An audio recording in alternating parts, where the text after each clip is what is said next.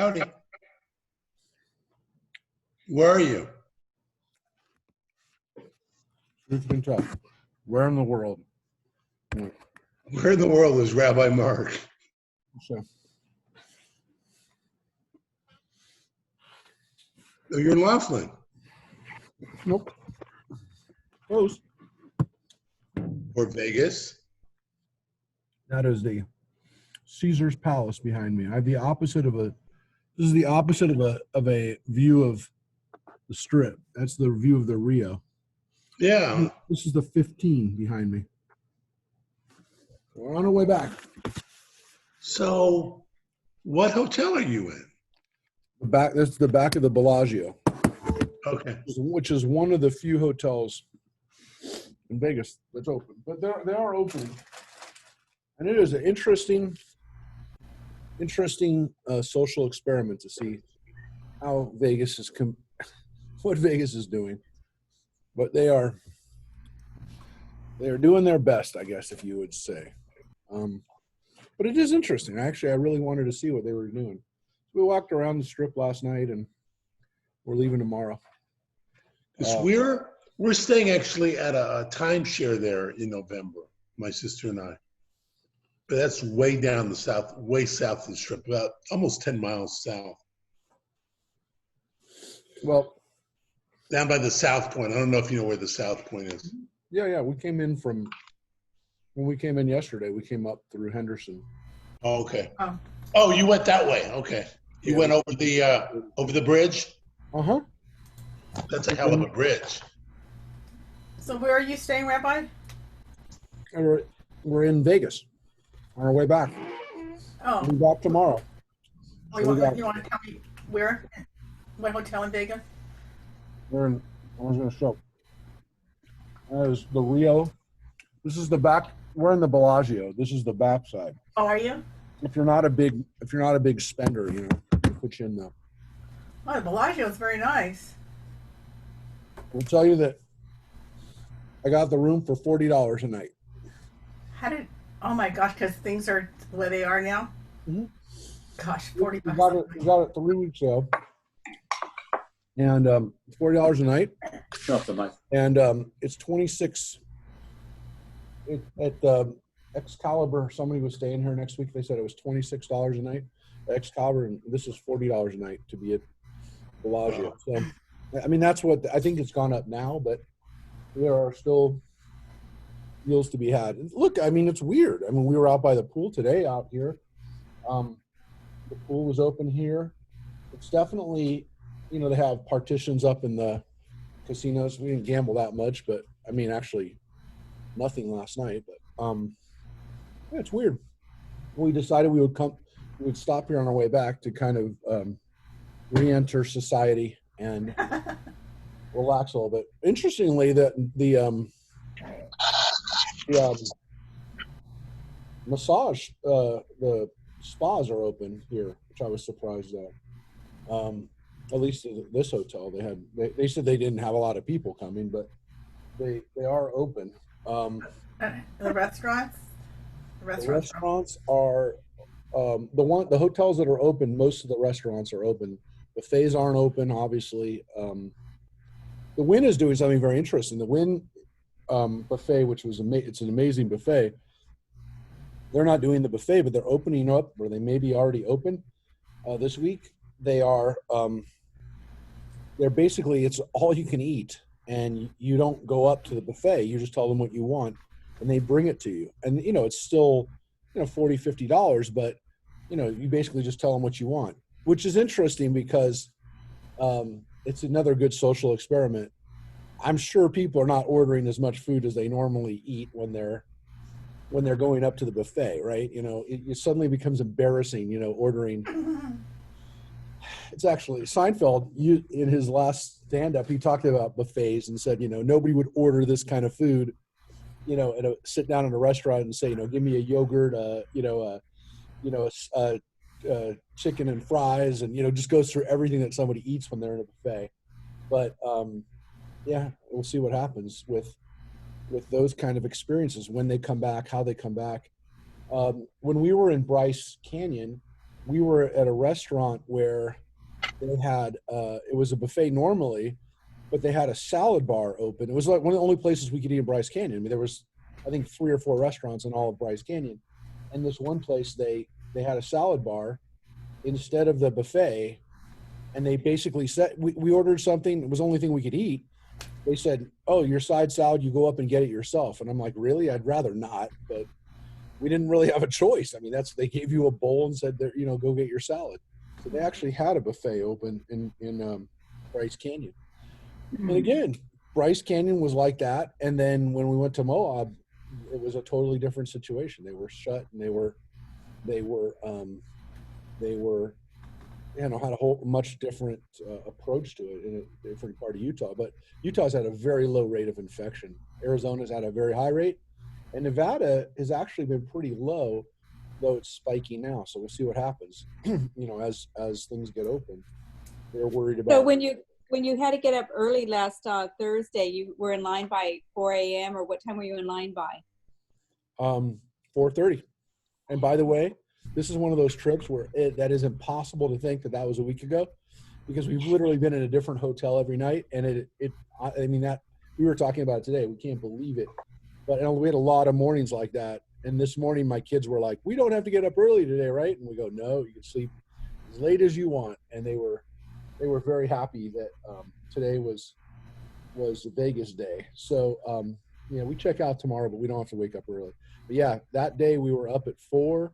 We had to be in line at 4:30, and we were in the park by 6. We were at the Narrows by 6 o'clock, and if we hadn't done that, we would not have been able to park anywhere near that part of the park. The next day we went in later. We went in at about 5:30, and we parked we were intentionally parking in a different area, and it worked out fine. But there were a lot of people that weren't getting into Zion because they didn't know. They had no idea that the park was basically shut as soon as the parking lots filled up, and they only have 400 parking spots in the park. So you got there at 8 o'clock, 8:30, 7:30. You're done. There was nowhere to park. You could come back in at like 6 o'clock, but a lot of people didn't know that, and I think there were a lot of bummed people that were not expecting that kind of chaos, because there's no shuttles. They're not running shuttles. I should say that's How did you find out that you had to do that? We were lucky. Somebody at the hotel had told us that. Yeah, it was actually the place we rented. We rented the gear for the Narrows. I don't know if anyone's ever hiked in the Narrows before, but you have to get special shoes so you can walk through the rocks. It's a amazing hike, but you basically hike through a river, and you need to get special. Sometimes you need special, like a bib when it's cold. We didn't need that, but we needed special shoes and things like that. And that's what, if you're going to do that right now, you have to get in there at 4:30 because there's no shuttles in the park. We were staying very close. Our hotel in Zion was right by the entrance, but it made no difference because basically it just meant we could sleep an extra 5 minutes so we could get to the park. But again, it is one of the cool things right now, I think, to do. And I think a lot of people are doing it, is going to national parks because they are open and they are a great treasure. We're really lucky to have, to me, it's one of the things that makes this country unique and great, that we have so much of our country is set aside for national parks, and it is amazing. It is amazing. So, and Utah has 5. Utah has 5 great parks. They pride themselves on the big 5: Zion, Bryce, Canyonlands, Capitol Reef, and missing one. Moab. Well, Moab has Canyonlands and Arches. That was the other one. So Canyonlands, Arches, Zion, Bryce, and Capitol Reef. And so, some people are trying to hit, they try to hit all 5. So yes, today we are coming to you from Vegas, and we'll start in just a minute. We've got, it was really nice. We had a huge turnout. Some of you were here with us yesterday. We had everybody, the full complement of people on Tuesday for Midrash class, which is kind of cool. We're definitely hearing that some people have Zoom fatigue, and I get that. But yesterday, for whatever reason, everybody was able to be on, and it was really nice. I mean, there was no reason for it. We just had a really good, it was not really any new people. It was people who had come back. So we're going to get started, and we have a little less time tonight too, because even though this is Vegas and things are open late, there aren't that many. There's a limited amount of restaurants, so we actually have a reservation for dinner tonight. So we're going to cut off in about a little over an hour. But this is it was weird to be here now, and there is definitely this week some things to think about. As I told people when we first got on, I have the opposite of a strip view right now at the Bellagio. But when you don't pay a lot for the room and you don't gamble a lot, they give you a back porch room. But it is weird. And by the way, their stadium is almost basically finished. By the way, their football stadium for the Raiders. So that'll be interesting to see what happens when football comes. I will tell you tonight, and I know we have Francine on the line, and I don't know if anybody else will have experience, but I do want to say tonight we're going to study in honor of a woman that Francine knew better than I did, but a lot of people were affected by her in our temple. Jackie Fields, who was not Jewish, but was a yoga instructor for a lot of people in Santa Clarita, and she died very young, very untimely death. Yeah. And was a really great teacher, helped a lot of people get healthy. And I took power yoga classes with her like 15 years ago. And she really kicked everyone's butt, but she just passed away 2 days ago. And it was she had a big effect on a lot of people, especially anybody who's done yoga in Santa Clarita over the last 20 years pretty much knew her. So we'll study in her honor tonight and dedicate our learning in her memory. And again, even though she wasn't Jewish, she definitely brought people together as a teacher. She had classes that were the largest classes I've ever seen. People's mats were literally next to each other, and she could have somewhere between 80 to 100 people in a class because she was that good. Yeah, she really was. We had talked about having her do a class for us years ago. Yeah, I had tried to set that up, but there was no interest. I don't think people understood. It was the time when Jennifer Eric was getting started as a yoga instructor, and I had Jennifer doing classes, and then I actually had tried to get one. I had set one up for Jackie to come to the temple, and it just didn't work out. Yeah, but in the meantime, we've actually included yoga in the women's retreats and become more and more popular every year. And as Francine said, we have a few of our community members who've become teachers in their own right, and a lot of that was because of people like Jackie who've pioneered how to get this out to us. So it's great learning, and based on centuries of tradition, which is again back to what we're doing, part of what we do every week with Torah. Which, by the way, that gives me a chance as we're going to start Torah to if anyone has a chance, go to my Facebook page. I might share it out on the temple page. I kind of just, there's no reason why I didn't yet, but I put it up on my page this morning.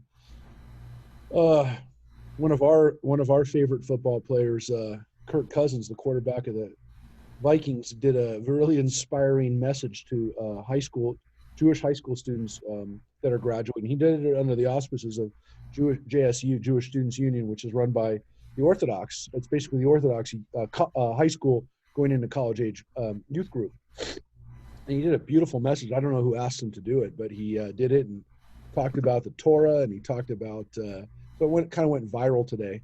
And somebody told me about it, and I shared it. And it was not because he was a Viking player that I shared it. It really was really cool. So I posted it up, and he's a evangelical Christian, but he I thought he was going to kind of. At first, I thought it was going to be kind of patronizing, but it ended up being really powerful, and I think it'll make you feel good if you watch it.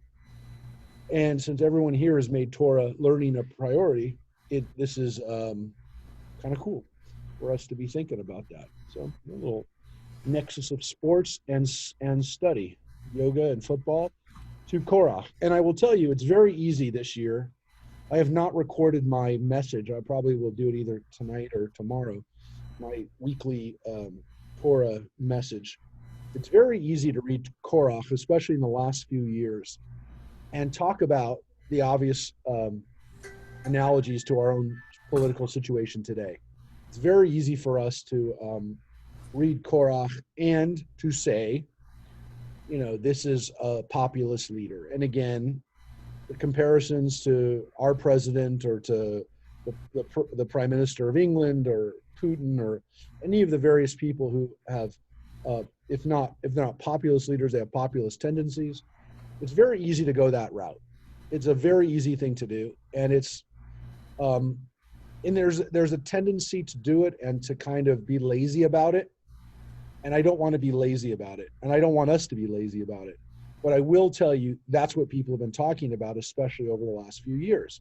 The reality is that this has never gone away. I mean, it's always been a part of political discourse, and it's always a challenge, as we're going to see, to kind of balance allowing people to have freedom and for them to exercise their voice and to try to meet the needs of the people, which is meeting the needs of the people is what populism, kind of has as its foundation.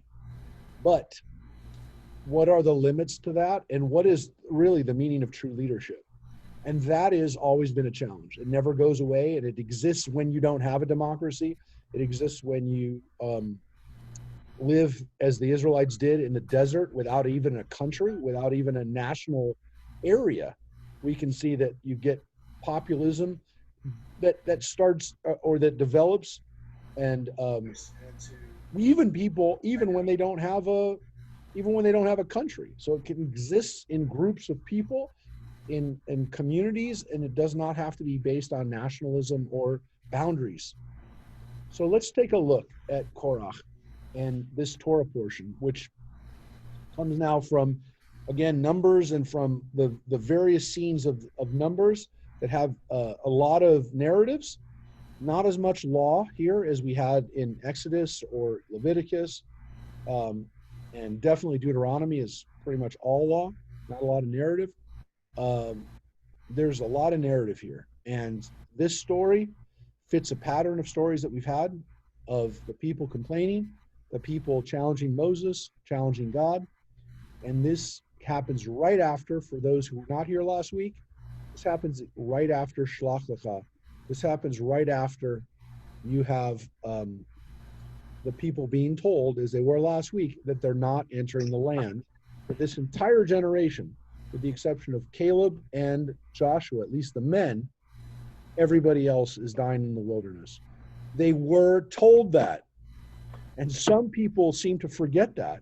And some people, including, by the way, I read this week, today, Rabbi Sachs from England, I read his Devar Torah, and we oftentimes share Sachs's Divrei Torah. He seems to miss that point. I mean, he really downplays the fact that is exactly what God had said last week, that you are going to die. This whole generation, you will die here in the desert. That was told to them.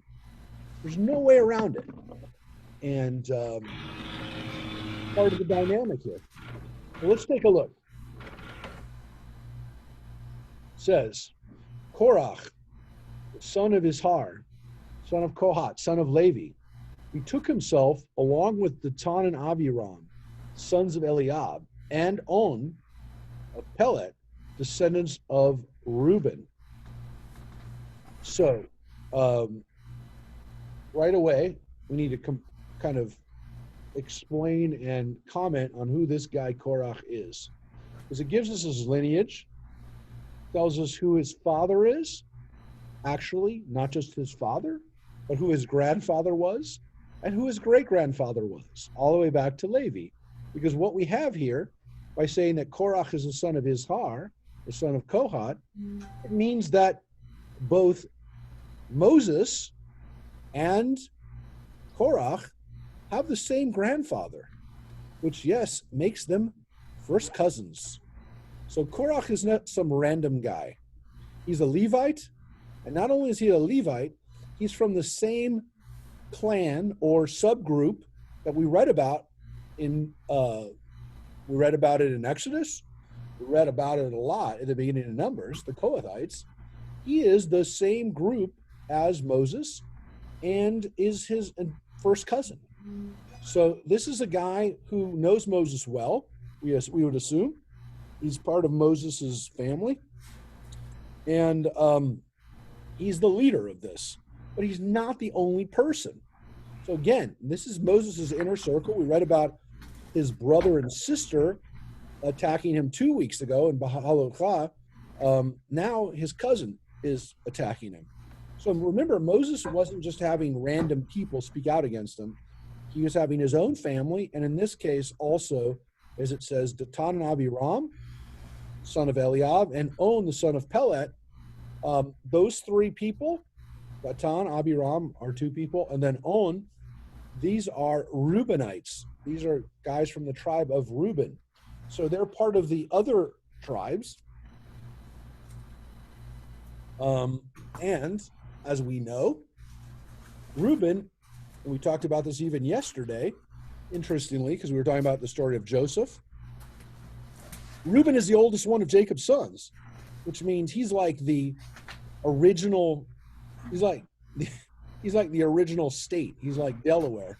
He's maybe not the biggest state, the biggest descendant, but he's the first. He's the oldest. And so these Reubenites are tribal people who are representing, if you will, the old school. These are the tribe that is at least regarded as the first of the tribes. And so this is not good. These are chieftains. These are leaders. And what they, of course, do to rise up against Moses, together with 250 Israelites, chieftains of the community, chosen in the assembly, men of repute. So the people that are part of this revolt are not ordinary, average, everyday folk. These are people who are leaders of their community, not just those four guys, Korach, Datan, and Abiram, and On, but 250 people that join in who are chiefs already. These are people who already have some level of power. And they're people that directly are challenging Moses. And, as we said, you can understand why. Because these people are told that they're not coming in. They're not coming into the land. So the fact that there would be a riot right now, or at least the fact that there would be this uprising makes sense. Because these people are not happy. They've been told that they can't go back. And as we read last week, some of them revolted right away and decided, you know what, we'll go in anyways.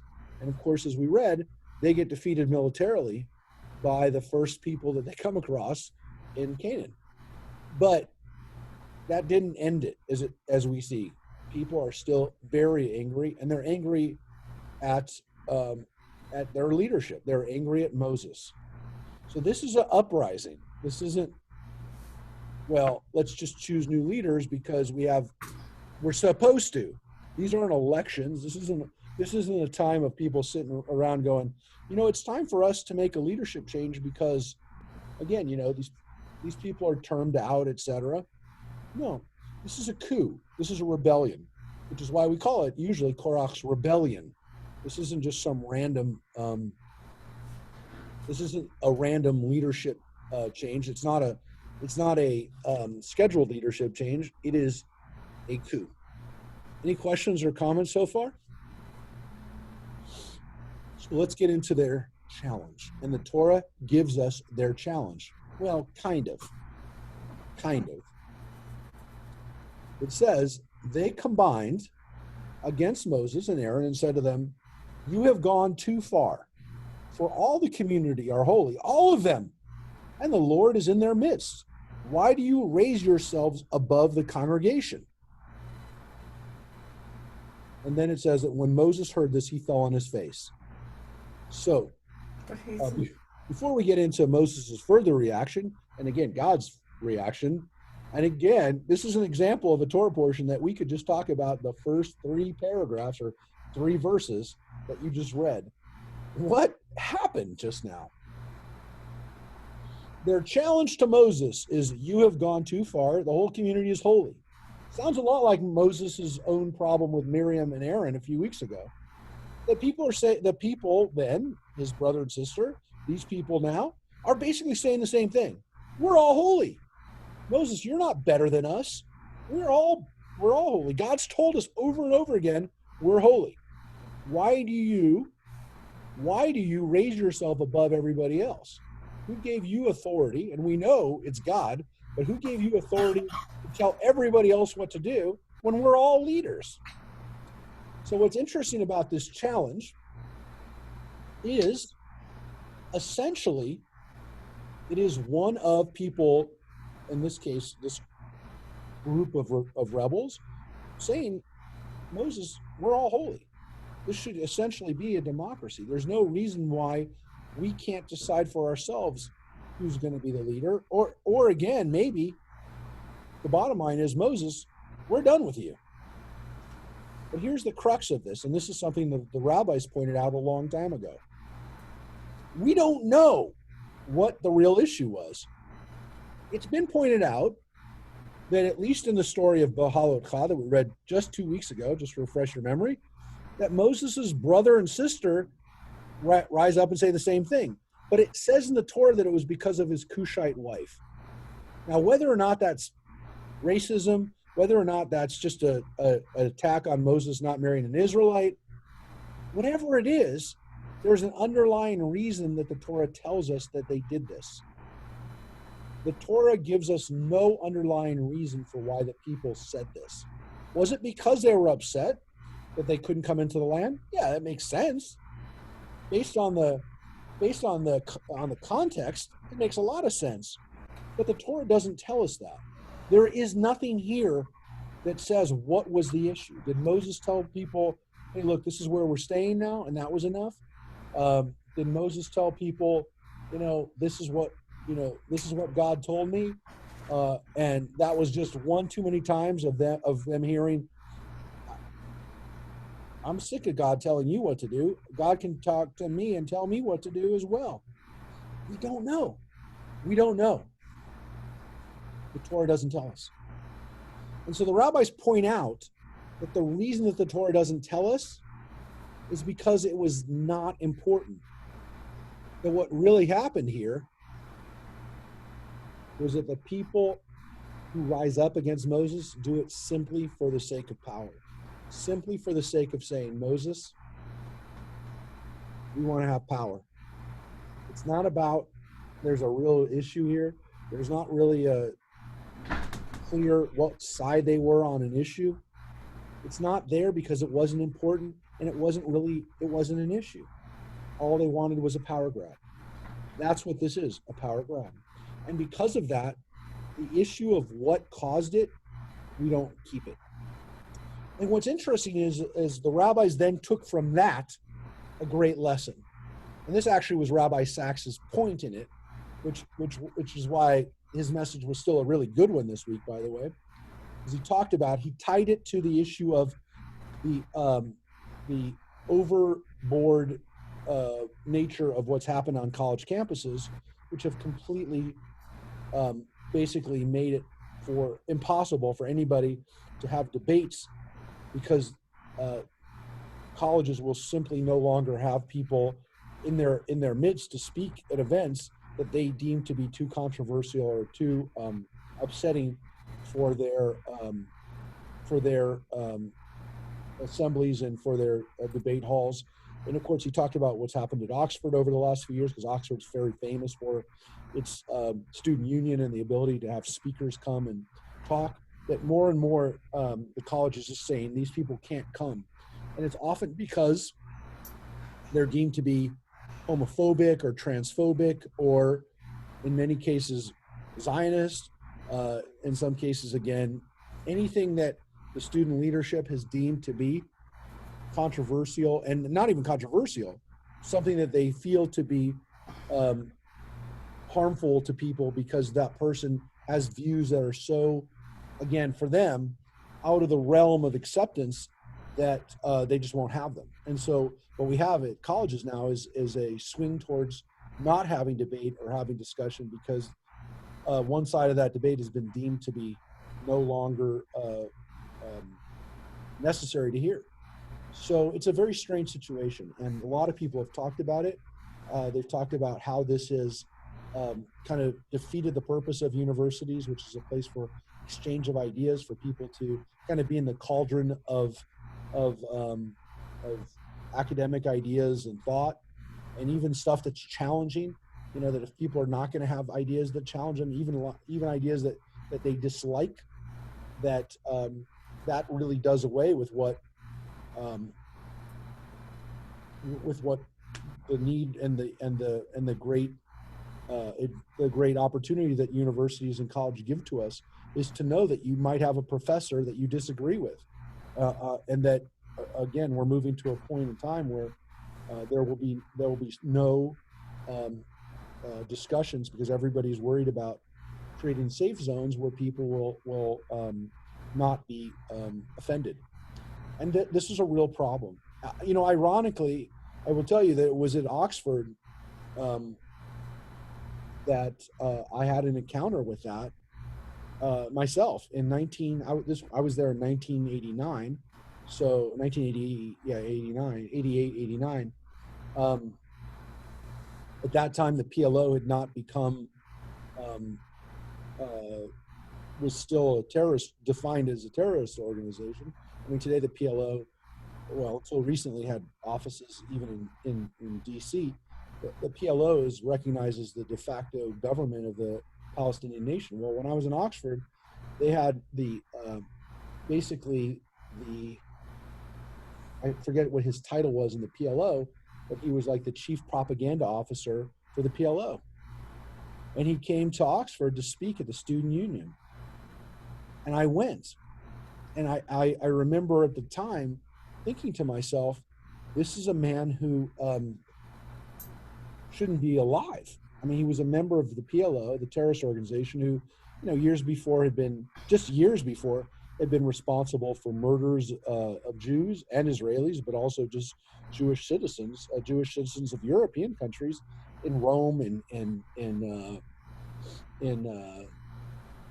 Turkey. I mean, there was a lot of countries where the PLO had been operating kind of out in the open and killing people, not just who were Israeli, but who were just Jewish folks that they targeted and said are fair game to be killed. And so I remember seeing him. And Israel, by the way, I mean, the assumption was it was Israel, but this guy was missing most of his fingers on one hand because he had opened a letter bomb that was, you know, sent to him by somebody. This guy was, if not targeted by Israel, was punished or injured, whatever you want to say. This guy was a real bad piece of work.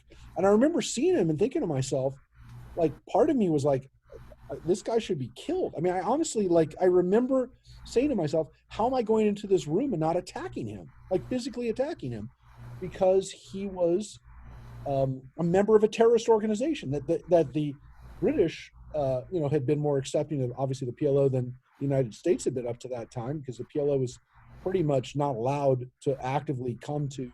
The only time Yasser Arafat ever came to America was to speak to the UN. He never came. He didn't walk around New York or Washington, D.C. on a normal day.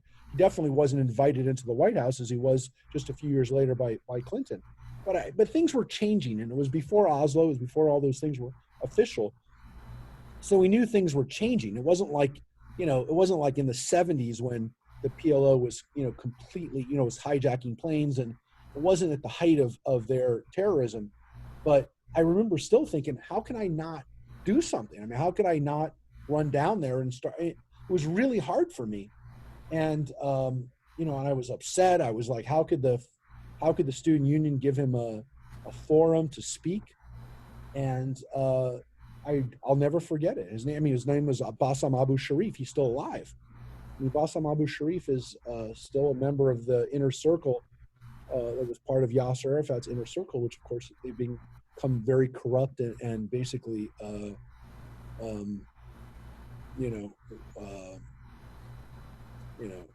and as Marina just pointed out, the Abu Nidal group had been the Abu Nidal faction of the PLO, which was not the main faction, but was definitely Palestinian terrorists, had been operating. They were the ones who were responsible for Klinghoffer, for Leon Klinghoffer being murdered. And, that was around the same time as this, when I saw him. But again, the PLO was having an inner fight at the time of whether they were going to continue attacking Jews and Israelis. By 89, 90, the PLO already was being told, you better get with Israel and you better stop fighting against Israel. So things were, like I said, things were changing. I wasn't the way it was 10 years ago, 10 years before in the early 80s, late 70s. But it really was hard to see a leader, an acknowledged leader of the PLO. I mean, today, you can go to PLO headquarters in Ramallah. I mean, my daughter Dina did last summer. She went to the PLO headquarters, and there's still something strange in my mind about that. But it is now today. It's of course the place where money starts, going into people's pockets who are still terrorists and unfortunately who are making money off of the plight of their people. And people like Yasser Arafat, who lived very well and his family lived very well, and still does in Paris. It's a sad situation. I mean, this is still obviously a problem. The PLO doesn't have, the Palestinians don't have good leadership. But man, we live in a world today where in colleges, people are so afraid of offending people that, again, you can't do things like that, especially in America. Now, my guess is you probably still get people who would bash Israel. It's harder sometimes to get people who are pro-Israel on a college campus without causing, as you know, in UC Irvine and some schools even in California, without there being an outcry and people being attacked verbally when they come to speak at a university. So unfortunately, Israel is often a target, is on the side of where the PLO was, ironically, 30 years ago. So it is strange. But this is real stuff. This is where a lot of people take the discussion today of this from this Torah portion, which is what kind of discussions and what kind of arguments can we have today? Because so many of them are limited by people being challenged. And I remember, some of you, we're all, I think, old enough to remember, great political dialogue that would happen it obviously happens on some shows today, but nowadays, most people only want to see political dialogue from their own side. And that's why, there might be a token liberal like Juan Williams on Fox, and the same thing goes for CNN. There might be a token, conservative on a group, but most people today, they don't want to hear their side. They don't want to hear the other side. They're afraid, or they're angry, or they're so riled up that they can't even stomach hearing the kind of political discourse that used to have. Maybe it was, I think McLaughlin Group or some of those other shows that were big in the 80s and 90s. Those kind of shows are, they're completely outdated today because everybody gets their own perspective by their own people, and they're the voices of intellectual discourse are silenced. They're gone, and they're marginalized to a point where, again, you can find them in bits and pieces in different places, but you're not going to find them oftentimes coming together. They're not watched. People don't like them. They don't get viewers. And that's what we become. And the argument is that people will only get what they want, what people are essentially paying for, and they're not paying for intellectual discussion today, unfortunately, folks. So this Rabbi?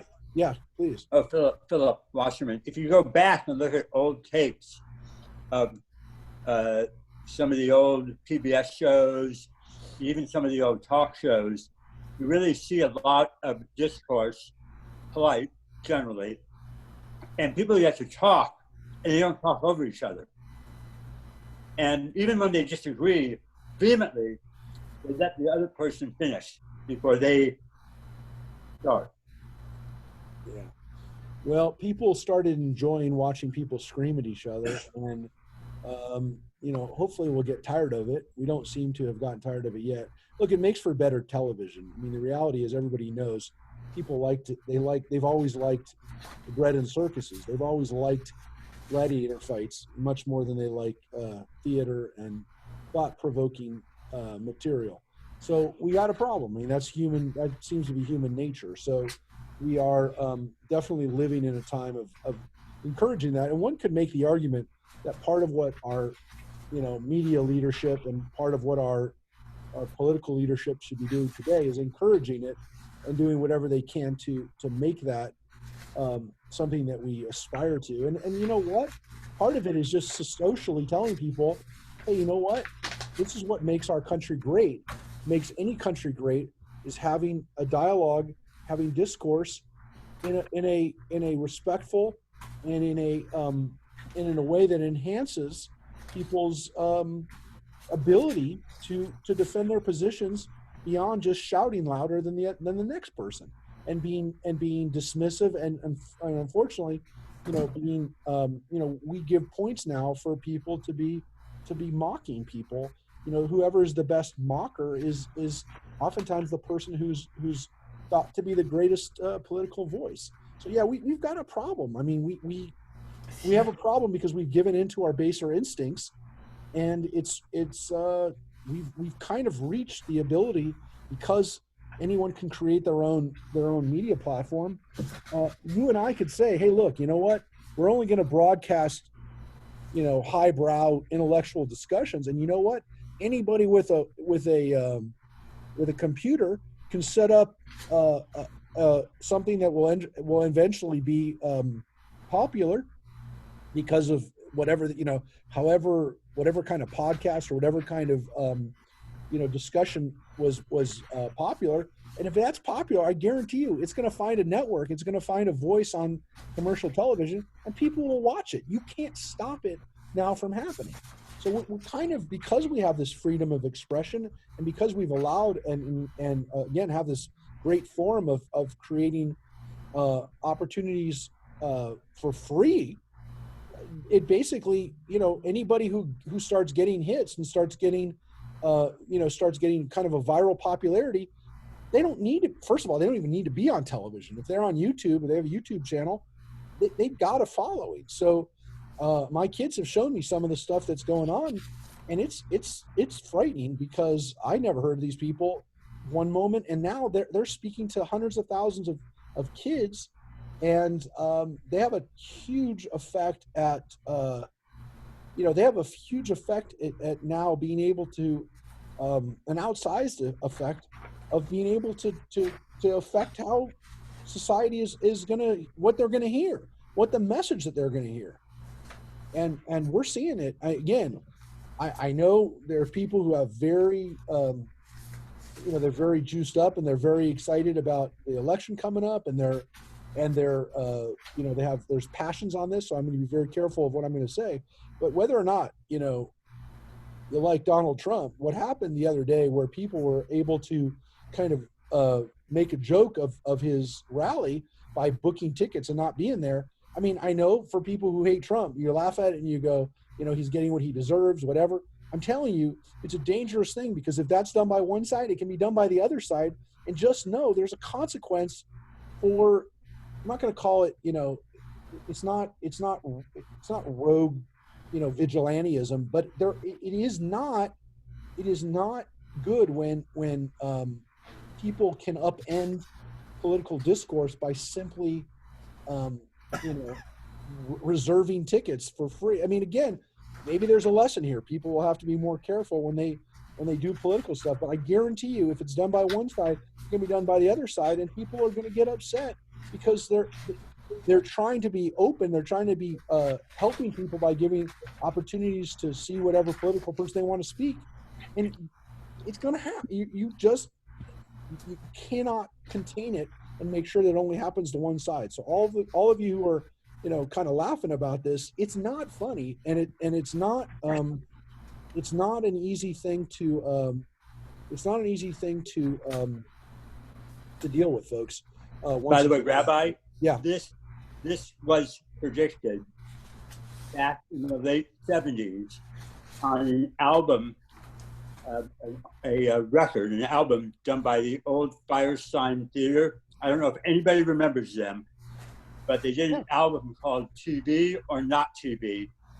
And what the TikTok and K-pop people supposedly did, they actually did something very similar as a parody in the late 70s on their album. And when I saw that, I went, oh my God, this is not brand new. Wow. Or at least wasn't conceived of a long time ago.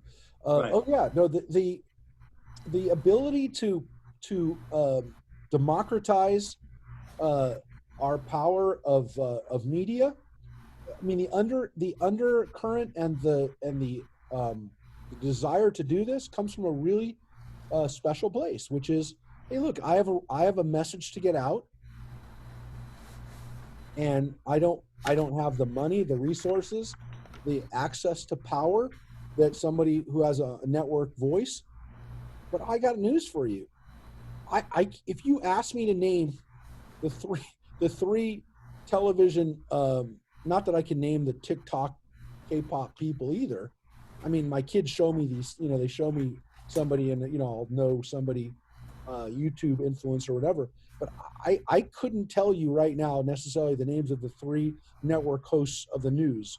And everybody knew, when there were three, when there wasn't just Walter Cronkite, when you had Dan Rather, Peter Jennings, and Tom Brokaw, when you had those three guys doing the nightly news, everybody, you had your favorite, but you were getting your news from one of three white guys of roughly the same age, and that's the way it was. I mean, nobody questioned it. It just was what you expected, and you just did it. And now we have a generation of people who they have no issue turning into somebody who their friends just to, told them, hey, you got to check out so-and-so. And that person within a minute is going to be, a new voice that we really have created a situation where we have an overload of voices, many of them that we don't know what their potential for doing damage is, because we've essentially let the cat out of the bag, and we're letting people play with fire who are too young, in some cases way too immature, and way too quite frankly irresponsible to have that kind of power. I don't know what to tell you. This is the world we live in. Yeah. Can we get back on track? Sure. But this is what we're talking about right now, Mike, because I'm going to tell you the issue of having the issue of having populist voices it comes from a desirable place, which is to give people a chance to be heard. But what reality is that it oftentimes is not about their issues or their ideas. It's simply about having as much power as possible. And at the end of the day, what people really care about is how many viewers they have, how much power they have. And at a certain point, it's not about the message. It's about making sure that they get to be the messenger. And this is why we have this reaction that Moses has, and that we have in the Torah, where Moses is done. And the reality is that the people are now going to be having to find a way around this disaster. So Moses fell on his face, and he spoke with Korach and all his company, saying, "Come morning, the Lord will make known who is his and who is holy, and will grant him access to himself. He will grant access to the one he has chosen." And so Moses tells the people, we will have a showdown. We'll see who is the voice of our people. This is going to be, again, the question of who does God say is the person or the representative who gets to speak. And it says, this is how the showdown is going to happen. Do this, You, Korach, and all your band, take fire pans, and tomorrow put fire in them and lay incense on them before the Lord. Then the man whom the Lord chooses, he shall be the Holy One. You have gone too far, sons of Levi. And these are, again, the Levites who are part of Korach's band. They are priests, they are leaders of the people religiously, but now they have been kind of taking their power and challenging Moses with it. And Moses says to them, we'll see. God will show who's the person who gets to represent us. And when they're told to take the fire pans, this reminds us in a lot of ways of what happens with Aaron's own sons, Nadav and Avihu. And so this fire and fire pans, you're, again, what we'd say, playing with fire, in that you know that this is going to get serious. When the fire pans come out, there's going to be some drama, and there's going to be some fireworks. We'd say that today. See the same thing. We're bringing out the fire, and of course, this is the way that God will demonstrate his decisions. So let's take a look.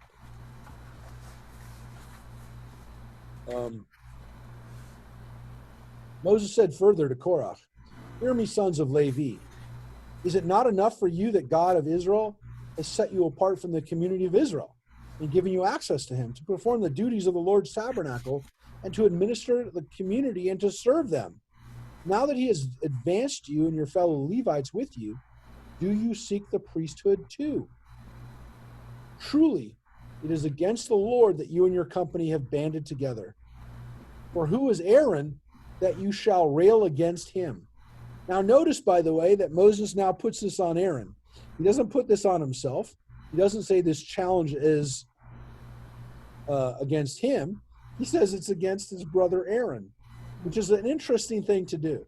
That when someone attacks you and you're trying to make this not about you, that you don't say, "You've attacked me."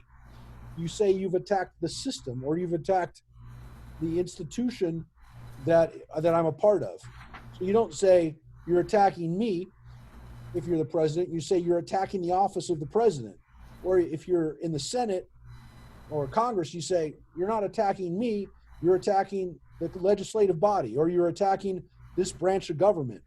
And that's what people do, because they know that if they personalize it, it makes them sound like this is a personal issue, that this is just about me and you, and not about the bigger issue. And so Moses, by bringing Aaron into this, says you're attacking the leadership structure that God has put in place here. It's not about me.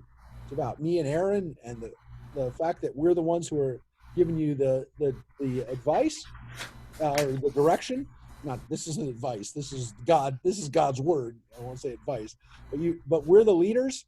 And but by attacking us, you're attacking the system, and of course, you're attacking God. He says, "Now that he has advanced you and your fellow Levites with you, do you seek the priesthood too, which is Aaron's job?" And then it says, Moses sent for Dathan and Abiram, the Reubenites, the people of Reuben, and says to them, he doesn't get a chance to say to them, let me get into this. They said, "We will not come." So they don't even show up. When they're told to come to Moses, they don't even show up. They're not even going to deem Moses an audience. Moses is called for them, and they say no. Is it not enough? That's what they say at this point. Let's see what happens. Is it not enough that you brought us from a land flowing with milk and honey to have us die in the wilderness, that you should also lord it over us? Even if you have brought us to a land flowing with milk and honey and given us possessions of fields and vineyards, should you gouge out those men's eyes? We will not come. So what they did just now is obviously very clever rhetoric. they say to Moses, you brought us from a land of milk and honey. That's where we started. We were in Egypt, which is a land of great bounty, milk and honey. And you're telling us we're coming to a land of milk and honey? Even if it was, you are treating us badly. And of course, it never says gouge out those men's eyes. I mean, that's kind of, again, excessive rhetoric. This is not just rhetoric. This is an outright lie. But this is taking a real situation and turning it and spinning it and making Moses look bad because, again, from their point of view, they had real grievances. They had real reasons to be angry. Now, of course, the reasons they had to be angry were brought on by them. The fact they can't come into the land of Israel, they did that. Moses didn't do that. They did it. But yet what's interesting about this is that they've turned it against Moses. They've made this something that Moses did, not God. Moses did it. And you are, again, the reason that we are in the situation that we're in, essentially. They're blaming Moses for their predicament and for their anger. So they say, we will not come. And it says, Moses was much aggrieved, and he said to the Lord, pay no regard to their oblation. I have not taken the ass of any of them, nor have I wronged any of them. And Moses said to Korach, tomorrow you and your company appear before the Lord, you and they and Aaron. Each of you take his fire pan and lay incense on it, and each of you bring his fire pan before the Lord. 250 fire pans. You and Aaron also bring your fire pans. And they were Levites, so of course they had fire pans. I mean, that's part of what the Levites did. So it says each of them took his fire pan, put fire in it, laid incense on it, and took his place at the entrance of the tent of meeting, as did Moses and Aaron. Korach gathered the whole community against them at the tent of meeting, entrance of the tent of meeting. Then the presence of the Lord appeared to the whole community. So that's about as much of God as you can take, the presence of God. So this is a manifestation of God. It's not necessarily God, in that it doesn't say God appeared to them, because God can't appear to any of us with us being able to take in God. But it says the kavod Adonai, which is very interesting, as we said right at the beginning of this back in March. The word kavod in Hebrew is actually honor. It is the word that we use for the essence or presence of God that is kind of the outer cloud that you can see when you see God, that you and I could see. It's not seeing God, it's seeing what you can't, it's seeing what covers God so you can't see God. That's called the kavod. And the root of it is honor or respect. Also, interestingly, the liver is called the kavod. That part of the body is called the kavod. It's in the sense of heaviness, a sense of a reality or corporal reality. And in the sense of God, this is the corporal reality that we have of God, non-corporal entity that we can actually see or experience. So this is the kavod Adonai. Philip. Well, I have a question. This has been bothering me in this portion of the Torah, and it directly relates to what the Jews are saying. A lot of them are saying, you took us away from Egypt, a land of milk and honey. And they missed that, right? Okay. I don't get this. If in 1880, I don't think one African-American former slave would say, gee, I really miss being on the plantation. Why would the Jews say they miss being slaves to Pharaoh? It bothers me. Well, I will tell you this. You're right in that that is our natural touch point for slavery is that a horrible experience of American slavery. I will tell you this: we do have accounts of people who didn't want to leave their plantations. It actually happened. Okay. Psychologically, Yeah. there were stories of people who couldn't ever get out of that mentality. So that is true. So it wasn't normal, right? It wasn't the normal. Most slaves that were freed were very happy to be free and finally to have their freedom, and celebrated it last week on Juneteenth. But it wasn't 100% across the board that way. And of course, as we know, it wasn't that easy either, as we've seen from over 100 years of experience, almost 150 years of experience. It's not easy. The effects of slavery don't end in a day, in a month, in 10 years, or in maybe 5 or 6 generations. So this is a problem that we do have today. So if you want to look at that issue, there is a lesson. But I do think there is a difference too, and what we know about slavery in Egypt as opposed to slavery in America. And I don't, it's hard to say exactly what slavery was like 3,000 years ago in Egypt, because we have archaeological evidence, we have the Torah, and then we have the archaeological evidence we have from Egypt. And here's what we know from the archaeology and from the Torah. The Torah kind of tells us this, that as bad as it was, and it was bad, there was genocide was part of it. We read about the genocide, the killing of Israelite babies. I mean, it doesn't get worse than that. But there also seems to be a reality in the slavery story and in Exodus and in what you're hearing, that slavery in Egypt, and based on the evidence, was different than it was in America, in the sense that families would stay together in the Egyptian experience of slavery. What we know from what we've uncovered from cities and pyramids and tombs that were built is the living conditions of the people who lived there were not that much different from the living conditions of the people who were the average civilians, if you will, of Egyptian society. I mean, they weren't as great as obviously as the leadership, the priests and the elite of Egypt, obviously, but their lives don't seem to be that different than the lives of the average ordinary Egyptian.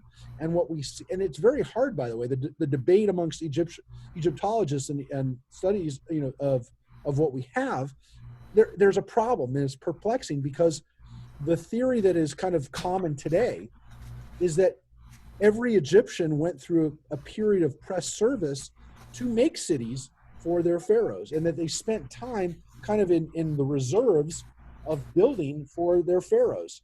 And so it seems like maybe the experience of slavery may have been more common than just the Israelites, and that it may not have been like, kind of what you and I would think of as slavery, in that it's definitely not freedom, it's definitely pressed servitude, it's not doing what you want to do, but it's not necessarily full-time every day, this is all I have to do, and that I can't have a family at the same time. Now, I don't want to belabor the point, but it has been made, and it's been made many times in the last few weeks in particular, that part of the problem that happened in our country was that we had families that never had, there was a breakdown of family society of slaves that were brought to this country. Yes. And that it created a situation out. It's a little bit more complicated than that. I really don't want to get into that discussion because I'm not an expert on it, and anything that can be said about this will, upset some people who are first of all much more affected by it and much more knowledgeable about it than I am. But this issue of what the family dynamic, what happens when a family doesn't exist as African slaves were not allowed to kind of maintain their families unless their owners allowed them to, that did have an effect, or again, the theory is that had a profound effect on African Americans in this country for generations. So was Egyptian slavery more state slavery? In other words, you weren't owned by someone, you were owned by the pharaoh? It seems that way, and that, again, that everybody in Egypt, and this is the theory based on what we've seen in these archaeological finds, that average Egyptians were also brought into this system of press servitude, that maybe 3 months or 2 months of the year, or maybe 3 months every 5 years, had to go in and do their time working in the in the city building projects. It's a weird idea. And again, it's so different from our idea because, you know, when we want to build a bridge, we don't get you and your neighbors don't get together and go, hey, let's build a bridge. But, you know, look, for most of human history, you know, people, I mean, obviously you had engineering type people, but they didn't go to college to learn engineering. It was trial and error. And if a group of people said, hey, we want a bridge in our community, you went out and built the bridge. You didn't bring in necessarily experts all the time to do it. And again, there were professional architects. I mean, I know there were, but in a lot of cases, that's not the way things used to be. And so, you know, the point has been made that Egypt having 3 months every year, every 5 years that you had to work for the state. I mean, people have pointed this out, that we do in our country have what's sometimes said as tax freedom day, where at a certain point of the year, and Harvey knows more about this, you know, as an accountant than a lot of us, but at a certain point in our lives, it's been calculated that for a few months out of the year, we're working not for ourselves, but for the government. If you're taxed at 30%, you're basically saying that 30% of my income is going not to me, but to the government. And so I work for a certain part of my life for somebody else, for the government. So I'm not equating it. It has been made by other people, but it is an interesting experiment to think about whether all of our labor that we do is for our own families, for our own selves, for our own benefit, or does some of it go to the general good? And again, whatever your feelings are on tax rates and things like that, just to keep in mind that these are things that we do think about, and they're kind of brought out by this portion and about the experiences Philip's bringing. What do we know from slavery? I mean, what are the lessons from it, and what can we read between the lines? Because we definitely have it in this week's portion, where the people are once again saying, you know, life wasn't so bad back there. And for us, when we read it, we go, how could they say that? How could they want to give up their freedom? Now, part of what Moses keeps telling them is, we're taking you to your land. And they know it because they said it here. They said it to him. They said, one of the things that the people said, let me get rid of this sound, sorry. One of the things that the people said was, one of the things that they said to Moses was, even if you're taking us to a land and given us possession of fields and vineyards. So even if, Moses, you're giving us our own land, which we didn't have. I mean, clearly they know in Egypt, they're not land holders, if you will. They're at best tenant farmers or tenants. But they actually say to Moses, even if we get ownership of it, you're treating us so bad that control of our destiny, if you will, that control of our ownership, home ownership, if you will, isn't worth it. And there are a lot of people who say that today. I don't need to own my own home. If everything that comes along with it is, you know, the burdens of, you know, taxes and maintenance and everything else, there are a lot of people who say, you know what, I'll live in an apartment. I don't need to own my own home. And again, it's not exactly the same, but there's a underlying understanding here, which is there are times when not having the responsibilities, yeah, I'll opt for that. You know what? Take away my gardener and take away my pool person and my house cleaner and everything else. Give me a place where people get to do that stuff for me, or that it's done and it's not my responsibility. Somebody else is coming in and doing it. You know what? There are a lot of people who opt for that and give up their freedom. Look, there's people who do it all the time. They move into retirement communities. To some extent, the more you go into a community, look, they give up some of that to their HOA. But there are people who constantly are making this choice of, I'll give up some of my freedoms to have the benefits of somebody else taking care of me, or not having that responsibility anymore. People are willing to give up responsibilities if it means less aggravation, or in some cases, less decision making. Yeah, somebody is going to come in.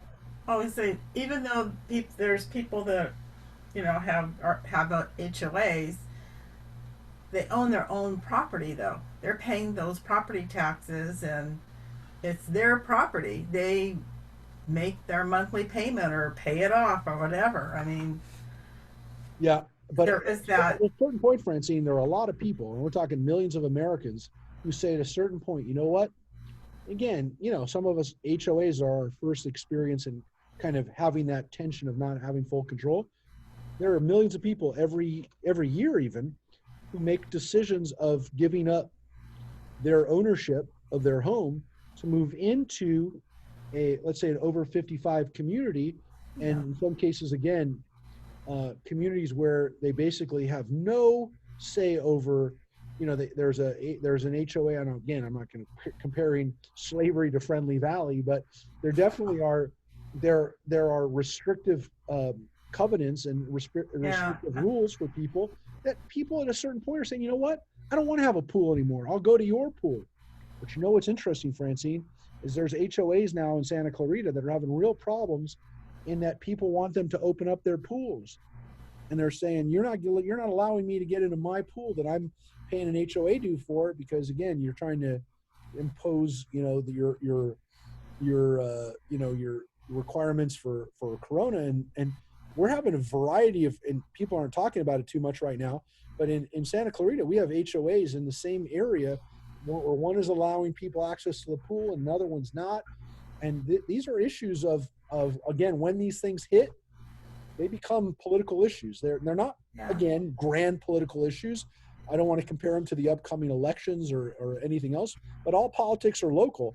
And when kids don't have a chance to go to the pool for the summer and their next door neighbor does, or not their next door neighbor, their friend down the road does, or the person maybe in the next HOA over does, it's frustrating and it's difficult to, it becomes very, very toxic and upsetting for people. I know people that are really, really getting mad because of, again, what they see as an arbitrary decision of their HOA to not allow something to open up where another one is. So this is happening right now, by the way. I mean, this is... No, I took a walk this morning, took my dogs for a walk, or they took me for a walk, and I passed Old Orchard 1, where I live, the pool, and I walked up and, and on both ways, I wanted to see maybe they had opened up, and it was locked up. And then I walked over towards Old Orchard 2, and it was open, and there was a couple of people in the pool. So that's that difference.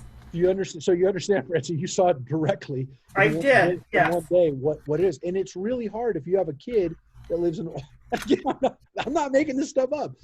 My sister lives over in the Valencia Summit HOA. They haven't opened up their pool. It's frustrating when you're a kid and you have kids or whatever, and you don't get to go to your pool, but the guy across the street, literally in some cases, just on the other side of one street, is allowed to go into their pool. So it's really, really, this is again a great lesson in how politics are frustrate people, and again, on a local, real level. This is again, this is the lessons and the things that come out of this week's portion, because it really is about the way people feel leadership oftentimes is arbitrary, and we're confronted with it in this week's portion. That's why I love this portion, is because it brings out those things that we deal with regularly. So it says, so they say in this portion, let's get back to where we are. So each of them did take up their fire pans, put fire in it, laid incense on it, and took his place at the entrance of the tent of meeting, as did Moses and Aaron. Korach gathered the whole community against him at the tent of meeting. Then the presence of the Lord appeared to the whole community. And the Lord spoke to Moses and Aaron, saying, "Stand back from this community, that I may annihilate them in an instant." That's what God said to Moses and Aaron. But they fell on their faces and said, "O God, source of the breath of all flesh, when one man sins, will you be wrathful with the whole community?" And again, here's Moses and Aaron arguing on behalf of the people. And it's actually a beautiful name for God. It's one of these great names that Torah kind of gives us off, just throws it out there. But what an amazing, beautiful name for God in this portion. "O God, source of the breath of all flesh," which in Hebrew is Ruchot l'chol basar ha'ish.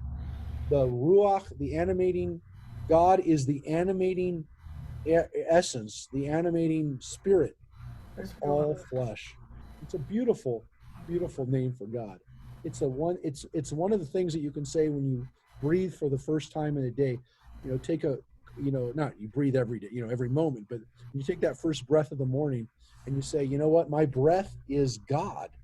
The source of all breath, the essence of all breath is God. And it's a beautiful, reminder that God is just in all life, not just human life. You look at a pet, or you look at an animal flying above you, you think, oh my gosh, that is animated by God. The ruach, the spirit, which by the way is also the word we use for ghost. Ruach is the spirit or energy, and that's why we even use in English, we say spirit. We say spirit for a ghost, or it's a spirit or a spirit. Say, is there something having to do with when a baby is born and when they hit the baby and it puts the breath, takes that first breath? Yeah, obviously, yeah, that's one of those things where you see a baby breathing on its own for the first time, and you realize that's life. Is that is there a prayer for that, or is something said for that? No, it's interesting. There isn't a prayer for a baby taking its first breath. This is a little difficult to know when it exact is, but you know what? It really is a moment that there should be a prayer for it. And again, it is a very powerful experience when you see a baby breathing for the first time. Obviously, when it's a baby that that it's your baby or child that that's definitely pretty powerful. But you think about people that work in the maternity wards in the maternity units, that they get to see that on a daily basis, that baby first breathing.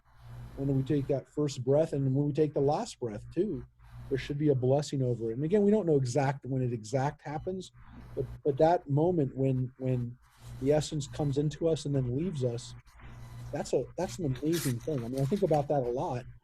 When I'm with people who are at the point of dying, that breath that's within them at that moment, and then isn't there. There's nothing more powerful than that in the world. So again, it's just a little line in there, but it's one of those lines where you're going, wow, what a beautiful way of describing God. What a beautiful way of describing life. In that we said that thousands of years ago, that we kind of called God, and it's such an interesting kind of like personal, powerful. People talk about Judaism not being a religion of it's a religion of law, or kind of transcendent God. Yeah, it is. But to say that Christianity or Buddhism or Hinduism or any of the things we talked about, yoga at the beginning, which definitely focuses on these breathing exercises and yoga, yoga postures and stuff like that. But what an amazing idea. And again, people are fusing Judaism and yoga today. But what an amazing idea that thousands of years ago, we didn't just say God is some transcendent Olympian Zeus, which is what people were saying, not even now, but still, 1,000 years later, you had Greeks and Romans, and 1,500 years later, you still have Greeks and Romans conceiving of gods or gods as being, like people. And here we are trying to articulate an idea that God is inside of us, that God is the animating force in us. It's a really, really powerful idea. And it's in the Torah. This isn't the rabbis coming up with it. This isn't some Kabbalistic Hindu New Age rabbi / thinker or whatever that is trying to make you feel good about your spirituality, whatever. This is Torah, folks. This didn't come out 40 years ago after someone was in a commune. This was thousands of years ago we were articulating this. Back to the showdown, if you will. This is the gunfight at the OK Corral. This is the fight in the desert. The Lord spoke to Moses saying, speak. So God decides not to destroy everybody again. Speak to the community and say, withdraw from the abodes of Korach, Datan, and Abiram.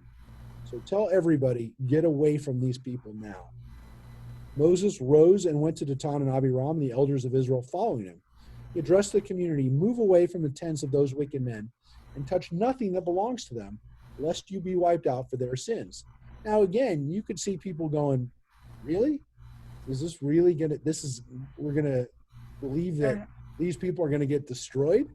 Well, you got to think that people had seen God in action already, and most people took them seriously. Those people got well away of Korach and his party, Dathan and Abiram. So it says, and so they withdrew from the abodes of Korach, Dathan, and Abiram. Now Dathan and Abiram had come out and stood at the entrance of their tents with their wives and their children and their little ones. And you know what's about to happen. I mean, you know what's about to happen. Moses said, by this you shall know that it was the Lord who sent me to do all these things, but they are not of my own devising. I'm not making this stuff up. This is God.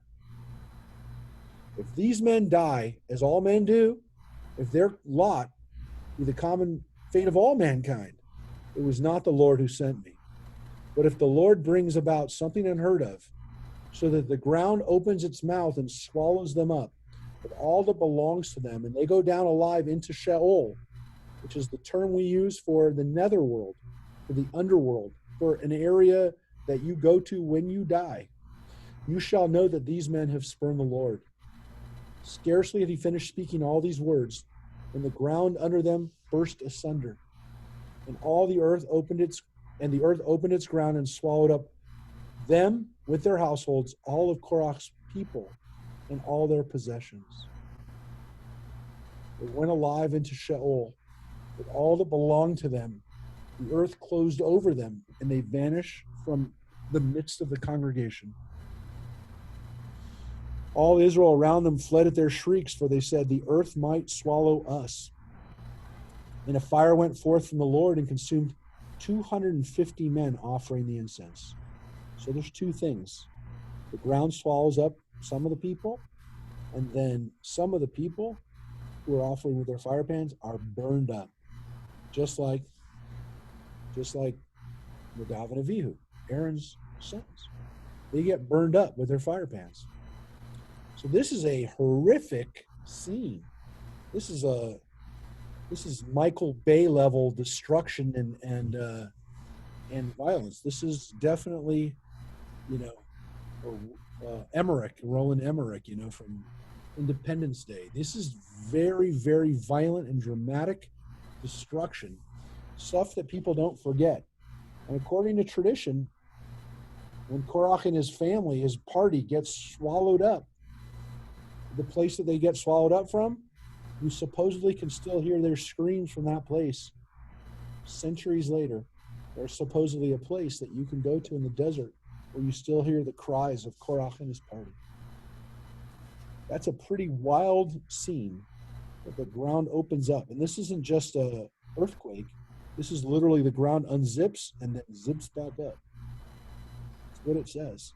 So it's a pretty violent, dramatic, and obviously teaching the people a lesson. And then here's the postscript of that violence.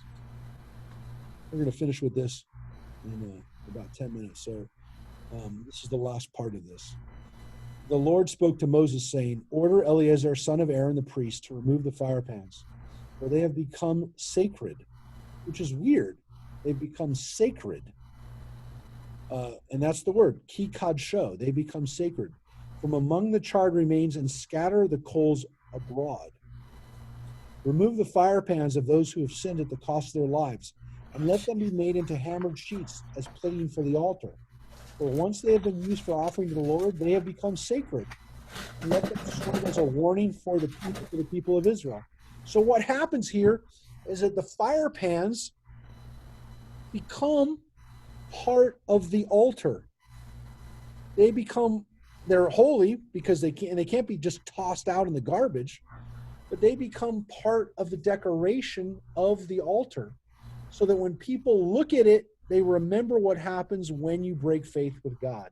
When you decide that you're more powerful than the people that God has said, I put these people in charge. You're arguing not just with people, you're arguing with me. And so looking at that, the people would say, oh yeah, let's remember remember that bad experience. It becomes a continuous reminder of what happens when you don't do the right thing.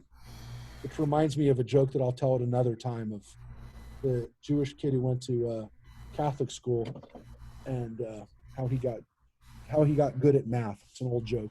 Anyways, this is a reminder. The religious symbolism becomes a reminder of what you don't do again, which is you don't get out of line and try to go against God's system.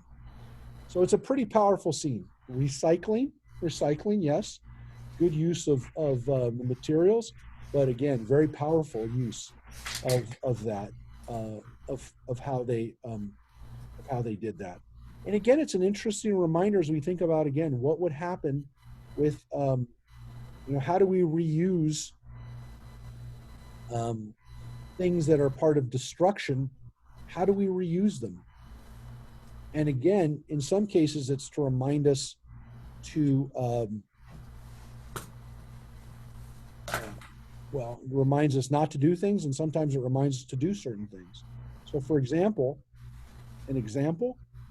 well, there's people who definitely keep pieces of the Berlin Wall as a reminder of freedom, but there are also people today who have memorialized and used pieces of 9/11, have used pieces of the charred remains of the buildings as part of memorials around the country, and in some cases around the world, pieces of Ground Zero that have become part of the national remembering, recollection of what happened. And what is it, again, how do we repurpose and how do we reuse and say, well, we can't just throw that away. It's not just garbage. It's a reminder of the lives that were lost, the murder and destruction that happened. And it becomes part of, again, if you will, it becomes part of the lesson and becomes part of our in America, kind of our religious iconography. So it's interesting to think about how those pieces have kind of, I don't want to say exactly, but there's an analogy there to these fire pans.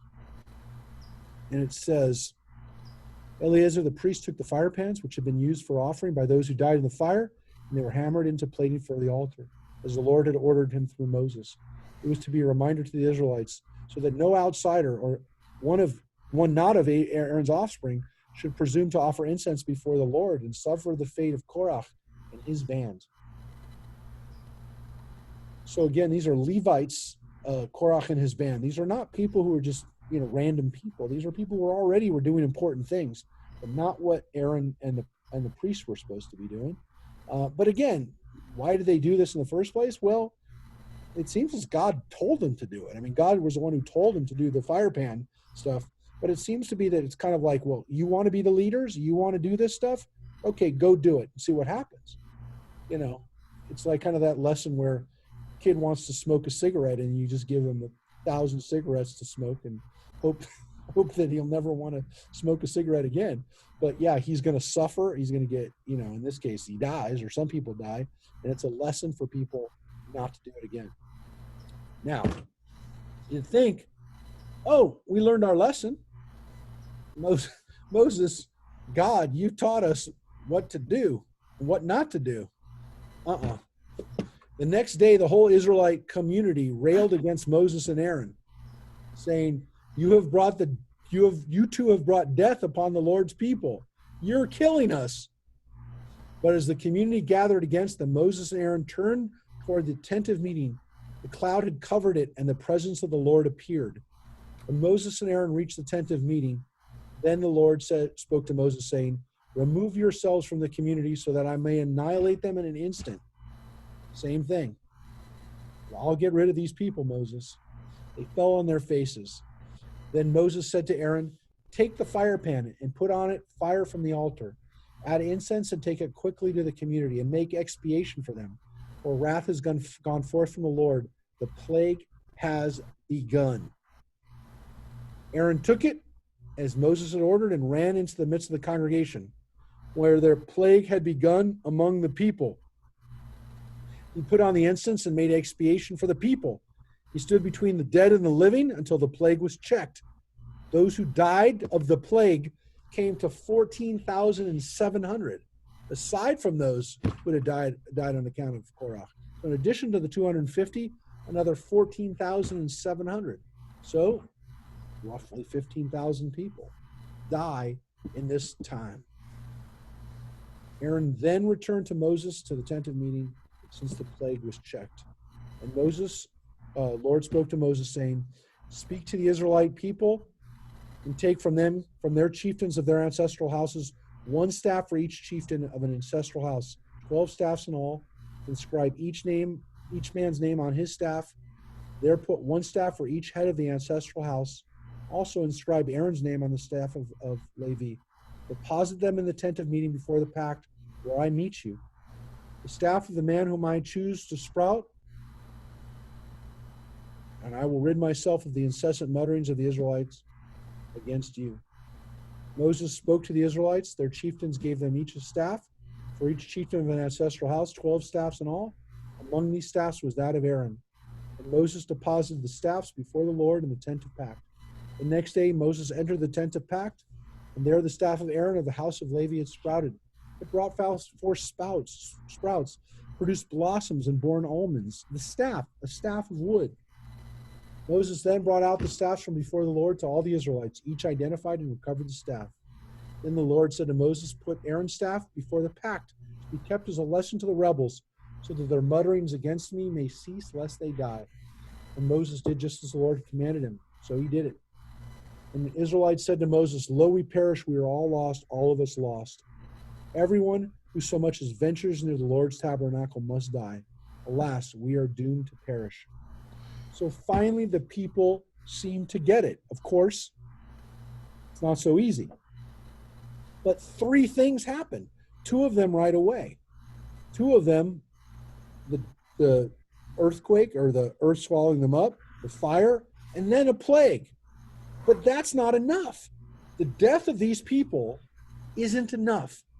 What's interesting about this Torah portion is that the people finally get it, not after being punished, not after watching thousands, over 10,000, 15,000 people die, thousands and thousands of people die. They still don't get it. What gets him is a staff that changes miraculously into a living, breathing, living again, whatever it is, animated life into a staff. That's what they're impressed by. But there's an interesting lesson to this, folks, which is that people will compartmentalize destruction and say, well, that's bad. But when they see a miracle, which is life-affirming, and it actually is the opposite of death, that's where they wake up and they say, you know what? Maybe we really are not doing the right thing. So it's so strange that in the midst of all these miracles, three catastrophes, and then one silly, I'm not going to say silly, one little minor miraculous staff. In the scheme of what God does, it's nothing. But that's what gets people to start paying attention and saying, you know what? We messed up. So it's so strange that the people, death doesn't do anything to them. That doesn't get them to change. This staff finally gets them to change. And now we get the last part of this, and again, we're going to kind of go through this quick because I've got to run.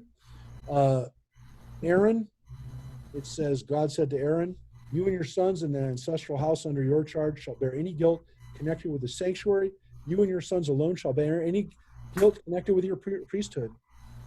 And it says, you shall associate yourself with your kinsmen, the tribe of Levi, your ancestral tribe, to be attached to you and to minister to you, while you and your sons under your charge are before the tent of pact. So what it tells us is that, yes, the Kohanim, the priests, the sons of Aaron are in charge, but the Levites also have a role to play. And let's not forget that. And so in the midst of this leadership challenge, God finishes with a message of, we all have a role to play. Think about now saying that Aaron and Moses are the right people, they're in charge, but let's remind people that the Levites also have a role to play in this.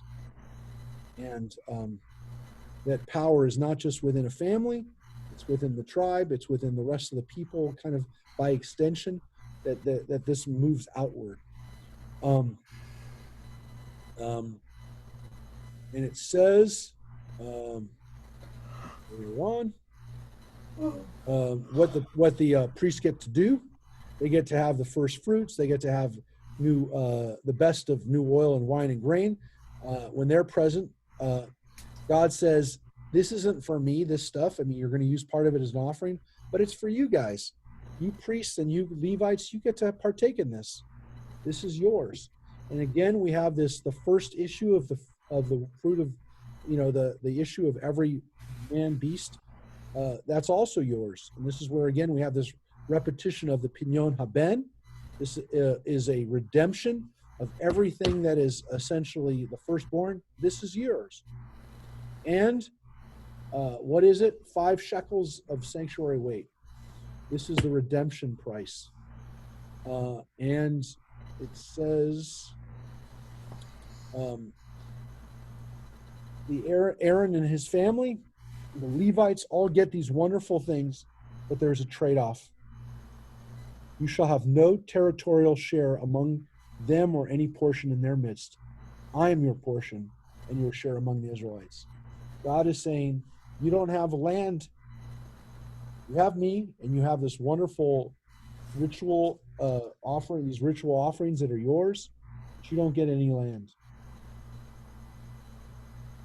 To the Levites, I give the tithes in Israel as their share in return for the services that they perform. The tithes that the priests get, the Levites get, that's theirs, but not land. And then it says, Israelites shall not trespass the tent of meeting. They're not allowed to come in there. That's only for the Levites and for the priests. And again, remember, they get to have that role. They don't get any part of any part of the land. And let us finish up with this last part here. Again, the last verses say to them further, when you remove the best part of it, you Levites may consider it as the same yield of threshing floor or vat. You and your household may eat of it anywhere. For it is your recompense for your services in the tent of meeting. You shall incur no guilt through it once you have removed the best part from it, but you must not profane the sacred donations of Israelites, lest you die. So the priests get to have all these wonderful things. They don't get to have a portion in the land of Israel, but they also have a terrible responsibility here too. Very, very scary responsibility. If they mess up, if they offer it in the wrong way, if they take advantage and do something that's not allowed, they will die. And that's a tremendous responsibility. That is a tremendous obligation that they have, which is that they don't get to, they don't, like most people, just get to live their lives and not worry about mistakes. If they make a mistake in their work, they could die. And this is a tremendous responsibility. That the more responsibilities you have, the holier your task, the more difficult the task, the more the leadership is part of that task, the scarier it is, and the more damaging the repercussions are for it. And that's what we are reminded of in the end of this portion. So again, it is a lot to take in, folks. I am going to bid you adieu in a safe next couple of days. And again, thank you everybody for being here as we study Torah. Baruch atah Adonai Elohim el chalam asher kitshanu b'mitzvotav v'tzivanu la'asok b'divrei Torah. We thank you, God, for the mitzvah, for the commandment to study Torah. And again, as we said at the beginning, to study this night in Jackie Fields' name in her honor. And again, everybody, please join us this Friday night. We have a service that is, hopefully we're going to have it ready. There's a special service done with the Stein family, and Mike Stein with his sons Jacob, Justin, and Jared, all 3 of his sons doing music together for Shabbat. So it's a real treat because they don't even get to do that very often at their synagogue in the Valley, Temple Aliyah, where Mike is the Chazan. One of his sons, Jacob, is normally in New York. They're a wonderful musical family. We've had many years. We had Justin Stein doing services with us. And it's really cool because they are a family of African-American. Their mother's African-American, Kelly, and their father, Mike, is an Ashkenazi Jew. So we wanted to have it ready last week for Juneteenth, but you know what? The reality, it's good anytime, and we don't have to worry about the fact that we're doing it a week later, or it's because it's not an issue that ever is going to be untimely, at least for the time being, to remind ourselves that our community, our Jewish community, is diverse, and there are a lot of backgrounds that we have today in the Jewish community, which is a great thing to be thinking about right now, especially when we are wondering where is the Jewish community in the midst of everything that's going on politically in our country. There are Jews of color, and that's some people like the term Jews of color. Other people, as you'll read, sometimes don't like to be called Jews of color, so they don't seem to have, the Steins don't have an issue with it, but it's part of the interesting discussions that we have today. So everybody stay safe and healthy. Look forward to seeing you all in person soon. All right. One Take question. care. Yeah.